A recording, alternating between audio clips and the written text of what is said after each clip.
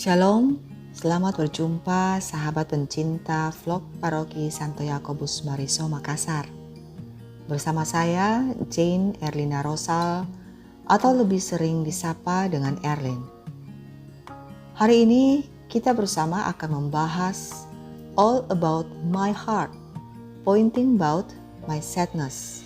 Jadi topiknya adalah kesedihanku atau tentang kesedihan. Kali ini sedikit berbeda dengan vlog kali lalu karena kali ini kita akan mencoba lebih banyak menggunakan pendengaran kita daripada penglihatan kita untuk mengetahui mengenai topik hari ini. Jadi modelnya mirip seperti podcast. Baiklah, mengapa kita perlu berbicara atau mendengarkan tentang kesedihan-kesedihan hidup kita pada saat kita seharusnya sudah sementara mempersiapkan diri untuk menyambut kelahiran Yesus, Sang Juru Selamat dunia, sumber sukacita kita. Mengapa? Bapak, Ibu, saudara-saudari terkasih, berbicara mengenai kesedihan kita bukan berarti kita tidak pernah mengalami sukacita atau kegembiraan. Tetapi bagaimana kita tetap dapat bersyukur dalam kesedihan kita tersebut untuk kemudian menyambut sukacita dan kegembiraan yang asalnya dari Tuhan. Masalah dan kesulitan hidup menawarkan banyak alasan untuk kita larut dalam kesedihan. Namun Allah, Sang Sumber sukacita dan damai sejahtera, ingin kita selalu memiliki sukacita dalam hati kita. Sukacita yang sejati hanya ada di dalam Yesus. Banyak sekali ayat kitab suci tentang penghiburan dalam kesedihan yang dapat menguatkan kita dan membangkitkan kembali sukacita di tengah-tengah duka kita tersebut. Mungkin ada di antara kita yang bertanya, ayat Alkitab yang bagaimana yang mengatasi kesedihan tersebut? Kesedihan adalah emosi yang sering kita jumpai sebagai manusia. Dan kita juga mengamati kesedihan sepanjang naratif Alkitab. Berbagai sosok di dalam Alkitab mengalami kehilangan dan kepedihan, termasuk Ayub, Naomi, Hana, dan Daud. Yesus pun berduka. Dalam Yohanes 11 ayat 35 dan Matius 23 ayat 37-39. Setelah Lazarus meninggal, Yesus pergi ke Betania, di mana Lazarus dikuburkan. Ketika Yesus melihat Marta dan pelayat lainnya menangis, ia pun menangis. Ia tergerak oleh kesedihan mereka dan juga oleh kematian Lazarus. Yang paling menakjubkan adalah walaupun Yesus tahu bahwa ia akan membangkitkan Lazarus dari antara orang mati, ia memilih ikut serta dalam kesedihan tersebut. Yesus memang benar-benar merupakan Imam Agung yang turut merasakan kelemahan-kelemahan kita. Kadang kita sebagai manusia kurang memahami atau kurang memiliki kepekaan akan kesedihan orang lain. Karena kita lebih banyak terfokus pada diri kita sendiri, sehingga mengakibatkan kita tidak dapat merasakan kesedihan orang lain atau berbela rasa dengan mereka. Namun pada saat kita mengalami kesedihan, kita ingin semua orang bersedih bersama kita. sedikit terdengar kurang adil ya. Namun banyak di antara kita seperti itu. Ketika saudara-saudara kita sedih karena kehilangan pekerjaan atau sanak saudara karena dampak COVID-19 ini, sebagian dari kita masih bisa mempersiapkan pesta besar dengan baju dan banyak makanan mewah untuk mempersiapkan pesta tersebut. Bisa saja pesta ulang tahun, pesta pernikahan, atau mungkin untuk menyambut Natal. Dan dengan tidak segan-segan memposting hal-hal tersebut di media sosial kita tanpa rasa bersalah. Kita tidak memiliki kepekaan seperti yang Yesus miliki akan kesedihan dan kelemahan orang lain. Baiklah, kita balik kepada langkah yang dapat kita ambil untuk mengatasi kesedihan. Langkah tersebut adalah bagaimana kita mempunyai sudut pandang yang tepat tentang kesedihan. Pertama, kita menyadari bahwa kesedihan adalah respon yang alami terhadap hal yang menyakitkan terhadap suatu kehilangan. Tidak ada salahnya orang bersedih, bukan? Semua dari kita pasti pernah merasakannya. Kedua, kita mengetahui bahwa waktu bersedih juga merupakan waktu untuk menggenapi atau penggenapan suatu tujuan. Di dalam Pengkhotbah 7 ayat 2 berkata seperti ini.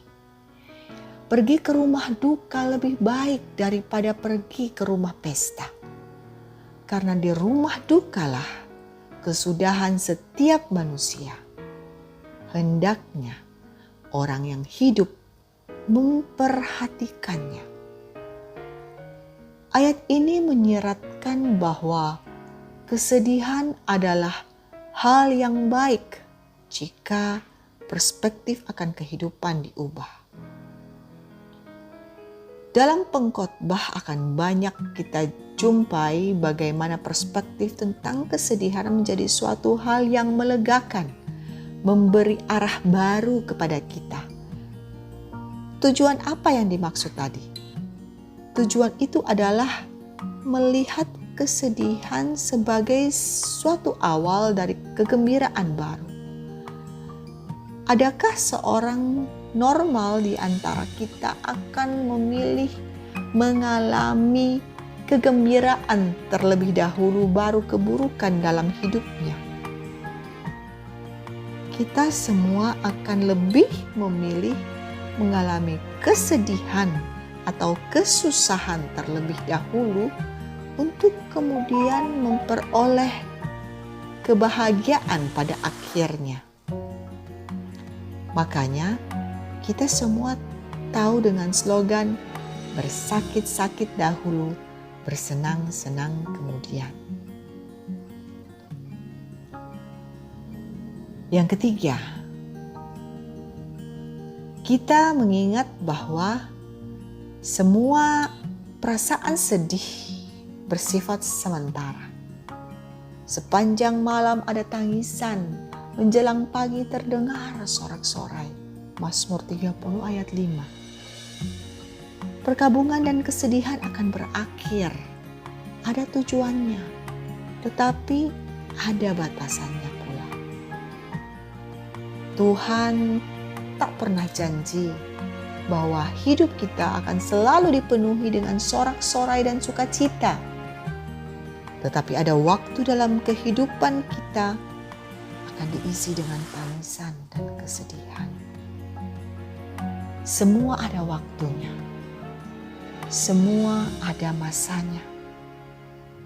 Hendaklah kita tidak hanya terpaku pada satu waktu saja, tetapi tetap bersiap untuk waktu dan keadaan berikutnya. Melalui segalanya, Allah begitu setia. Banyak dari firman yang mengingatkan kita akan kesetiaan Allah pada waktu kita bersedih. Ia berada dengan kita di tengah lembah kekelaman. Itu tercatat dalam Mazmur 23 ayat 4. Ketika Daud bersedih, ia berdoa seperti ini di dalam Mazmur. Sengsaraku, engkaulah yang menghitung-hitung. Air mataku, kau taruh ke dalam kirbat. Bukankah semuanya telah kau daftarkan? Bayangan bahwa Allah menangkap setiap air mata kita sangat mengharukan. Ia melihat kesedihan kita. Seperti waktu Yesus bersedih di antara para pelayat di Betania, Allah juga berada di tengah kesedihan kita. Pada waktu yang sama, Ia memberitahu bahwa semuanya tidaklah hilang. Dalam Mazmur 46 ayat 10 memperingati kita untuk berdiam dan menyadari bahwa Dialah Allah. Ia adalah perlindungan kita dalam Mazmur 91 ayat 1 dan 2. Ia turut bekerja dalam segala sesuatu untuk mendatangkan kebaikan bagi mereka yang terpanggil sesuai dengan rencana Allah. Roma 8 ayat 28. Beberapa solusi yang baik untuk kita lakukan dalam menghadapi kesedihan kita agar tidak lagi terlalu sedih adalah sebagai berikut. Pertama, bicarakanlah. Bicarakanlah. Baik itu kita berbicara kepada Allah dengan cara mengutarakan seluruh isi hati kesusahan, kelemahan kita kepada Allah, atau kepada seseorang yang kita percayai. Tentu saja harus orang yang benar-benar kita percayakan dan bukan kepada sembarang orang. Karena dengan berbicara kita membagi sebagian beban kita kepada orang lain yang mendengarkan. Dan itu akan sangat melegakan kita, seperti kita ditarik dari sebuah lubang yang hitam, yang dalam, dan kita keluar kepada cahaya dan udara yang segar. Di dalam Ayub 10 ayat 1, Ayub berkata seperti ini dalam kesengsaraannya. Aku akan berbicara dalam kepahitan hidupku. Sebuah bagian yang penting dalam mengatasi kesedihan adalah mengutarakannya, baik itu kepada Allah maupun kepada orang yang kita percayai. Mazmur mengandung banyak sekali contoh akan seseorang yang melimpahkan isi hatinya kepada Allah. Dan yang sangat menarik untuk diamati bahwa sang Mazmur tidak pernah berakhir dengan cara yang sama ketika ia memulainya. Ia mungkin memulai suatu Mazmur dengan ekspresi kesedihan, tapi ia akan mengakhirinya dengan puji syukur kepada Tuhan. Allah akan memahami kita ketika kita berdua dengannya. Kita dapat menyadari dengan benar betapa besar kasih-Nya kepada kita dan bahwa Ia setia. Ia berkuasa dan Ia tahu dengan cara apa Ia akan mendatangkan kebaikan bagi kita semua. Cara yang kedua, tuliskanlah. Jika kita tidak mampu untuk berbicara, tuliskanlah kesedihanmu itu. Itu adalah cara membagikan kesedihanmu dengan orang lain. Saat kesedihan membuat kehidupanmu tampak suram, barangkali kamu mau menuliskan apa yang kamu pikirkan. Dalam mazmurnya yang terilham, Daud kadang menyatakan kesedihannya yang mendalam. Cara yang ketiga adalah doakanlah. Alkitab mengatakan bahwa jika kamu berdoa tentang kerisauan hatimu, kedamaian dari Allah yang lebih unggul daripada segala akal akan menjaga hatimu dan kekuatan mentalmu. Filipi bab 4 ayat 7. Jadi Bapak, Ibu, saudara-saudari yang terkasih di dalam Kristus, langkah dalam mengatasi kesedihan adalah mengatasinya dengan Allah, dengan cara membagikannya dengan Allah atau orang lain. Tubuh Kristus memang dirancang untuk meringankan beban para jemaat. Itu tercatat dalam Galatia 6 ayat 2. Dan sesama orang percaya mempunyai kemampuan untuk menangis dengan orang yang menangis. Roma 12 ayat 15. Seringkali mereka yang berkabung menjauhkan diri dari orang lain, dan itu meningkatkan rasa terpencil dan penderitaan yang mereka alami. Adalah jauh lebih baik mencari konseling atau persekutuan atau bersekutu dengan orang banyak yang dapat membantu. Persekutuan menyediakan telinga yang dapat mendengar dan memberi dukungan, pertemanan, persahabatan, dan bimbingan dikala kita sedang bersedih.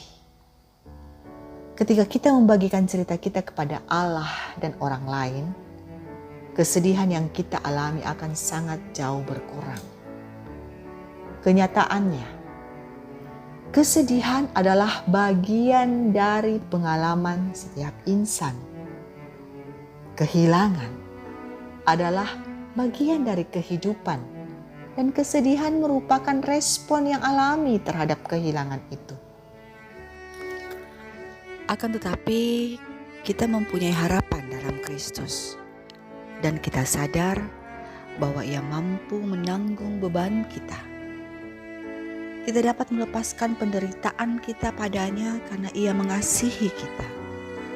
Kita dapat menemukan hiburan di dalam Roh Kudus, Roh Penghibur, Roh Penolong kita. Di dalam kesedihan, kita menjulurkan beban kita. Kita menyerahkan beban kita. Kita menaruh beban kita kepadanya. Kita mengandalkan komunitas gereja, dan kita membenamkan diri kita di dalam kebenaran firman. Maka kita akan mendapati pengharapan daripadanya. Semoga dengan kita bisa memahami makna kesedihan yang terjadi dalam kehidupan kita, maka kita akan semakin dikuatkan dan memperoleh kepercayaan yang penuh akan janji dan hikmat Allah akan kehidupan kita. Dan ketika kita bisa menangani setiap kesedihan kita dengan cara yang tepat, pengharapan akan pertolongan Tuhan akan senantiasa berada bersama kita. Selamat menantikan kelahiran Yesus Kristus, Bapak, Ibu, saudara-saudari yang terkasih. Semoga damai Allah senantiasa menyertai kita semua dalam menghadapi badai kehidupan yang sedang kita hadapi saat ini, dan kita semua dituntun hingga tiba pada sukacita besar pada hari kelahiran Sang Juru Selamat dunia. Saya Erlin, pamit undur diri. Salam sehat. Tuhan Yesus memberkati kita semua. Amin.